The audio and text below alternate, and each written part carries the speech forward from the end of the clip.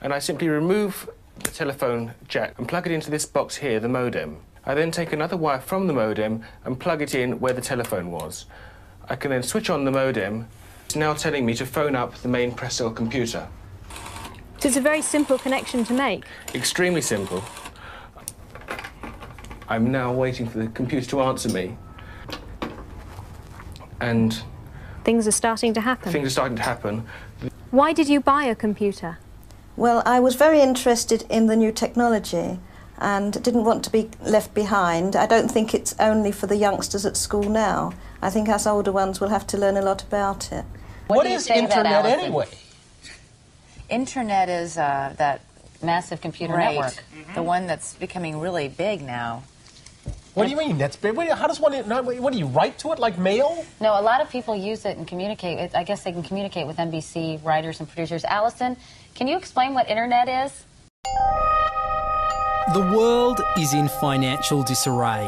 Currencies failing, economies in wild flux, jobs being lost. But what if you could build an entirely new economy, one specifically designed for the digital realm? Well, that is the dream behind Bitcoin. Bitcoin, for those of you who don't know, is an electronic online currency that was created in 2009. It was made by someone who did it under the pseudonym Satoshi Nakamoto.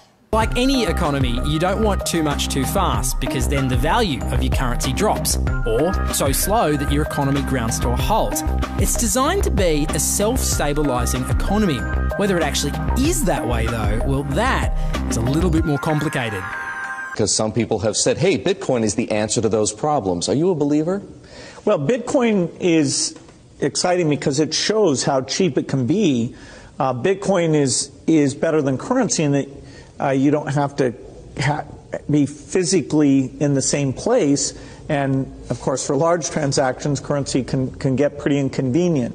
And what is Bitcoin? Bitcoin is a currency on the internet. I sent 100 euros worth of Bitcoin from here in Tokyo directly to you guys through this camera, through the network, through the TV, right into your home. If I had tried to do that, send you the money with a traditional bank, it would have taken several days and probably cost 30 euros. I just did it right now with Bitcoin instantly, basically for free, and didn't have to ask anybody for permission. I didn't need a bank, I didn't need a government, I didn't need anybody. I just needed myself and you and our smartphones to do it. That's the power of Bitcoin. Wall Street is fraud, America is fraud, the world is fraud, banks are fraud, central banks are fraud. We live in an era of fraud. It's all based on fraud, and they get a percentage of the fraud. That's the business model. To suggest that there is any moral or ethical aspect to anything that's going on now is to be completely naive about the fact that we live in an era dominated by financial terrorists, jihadis of banking. They're here to kill you and themselves. They believe in an ideology, not the Quran, but Adam Smith, that they completely misread and interpret as something to justify their blowing themselves up. Janet Yellen's a terrorist! Mario Draghi's a terrorist! The Central Bank of Japan is a terrorist! These are the real terrorists! Funds received. This community is switching to what they think is a better monetary system. A system in which banks are no longer needed because payments could be made directly from one person to another. Bitcoin is fundamentally different because in Bitcoin, you don't owe anyone anything and no one owes you anything. It is not a system based on debt. It is a system based on ownership. And no one can censor it, no one can seize it, no one can freeze it. It's November the 2nd, 2008, just 6 weeks after the Lehman Brothers collapse. And all over the world, there are panicked debates about how to save the banks. Then, on a little visited web forum for cryptographers, a document appears in which a completely new monetary system is proposed. The visionary author calls himself Satoshi Nakamoto. These were the darkest days of the financial crisis.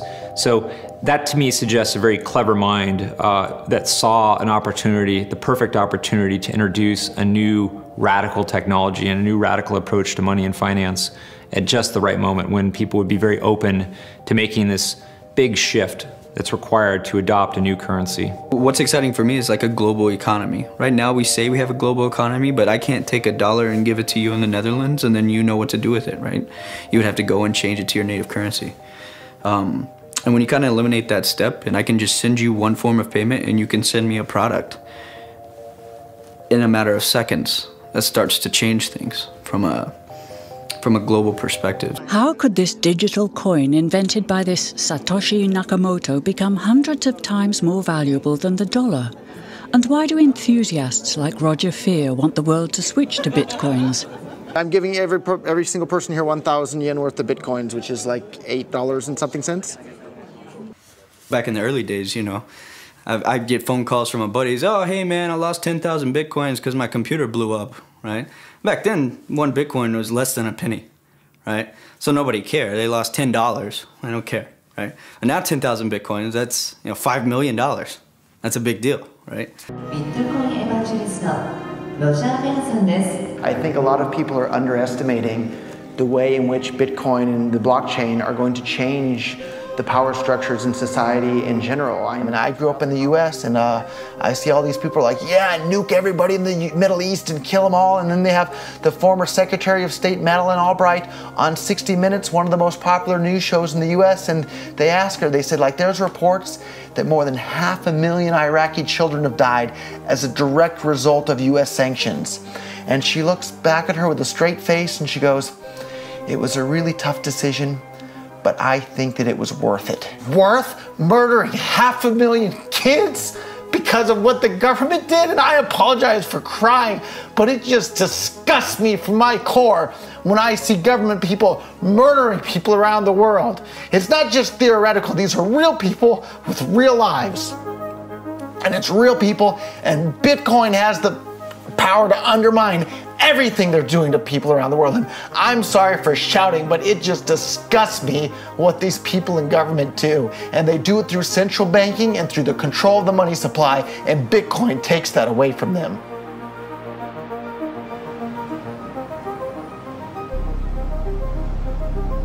You can buy Bitcoin at the Shell station.